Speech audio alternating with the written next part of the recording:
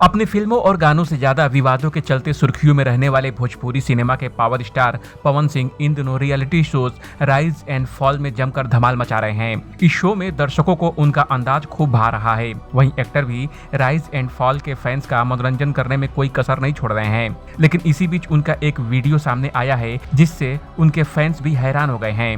इस वीडियो में पवन सिंह अपनी निजी जिंदगी और प्यार पर खुलकर बात करते हुए नजर आ रहे हैं।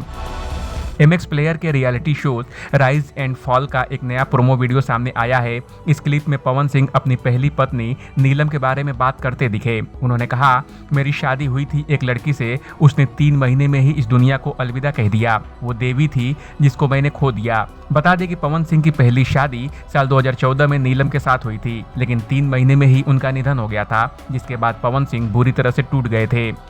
इसके बाद वह कहते हैं कि कुछ साल बाद जीवन में कुछ और लफड़ा हुआ। जीवन में लगातार काम करते हुए किसी के साथ नजदीकियां बढ़ी, लेकिन परिवार वाले राजी नहीं थे। फिर उन्होंने किसी और के साथ घर बसा लिया। अब जो जिंदगी बसी तो उसमें भी धक्का लग गया और अब वो मामला भी तलाक पर चल रहा है।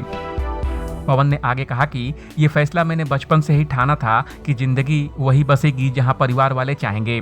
इस चीज का फैसला मैं खुद नहीं कर सकता। मैं लव मैरिज नहीं कर सकता। हालांकि इस दौरान एक्टर ने किसी का नाम नहीं लिया कि किसके साथ उनकी नजदीकियां बढ़ी थी। आपको बता दें कि पवन सिंह की पहली पत्नी नीलम सिंह के निधन के बाद उनका नाम भोजपुरी एक्ट्रेस अक्षरा सिंह के साथ जुड़ा रहा और दोनों के अफेयर के खूब चर्चे थे। हालांकि उनका रिश्ता कुछ समय बाद टूट गया और पवन ने ज्योति सिंह के साथ गुपचुप तरीके से शादी रचाई थी। इस अपडेट पर आपका क्या कहना है, कमेंट कर हमें जरूर बताएं। टीवी और बॉलीवुड की दुनिया की तमाम अपडेट के लिए देखते रहिए ABV एंटरटेनमेंट।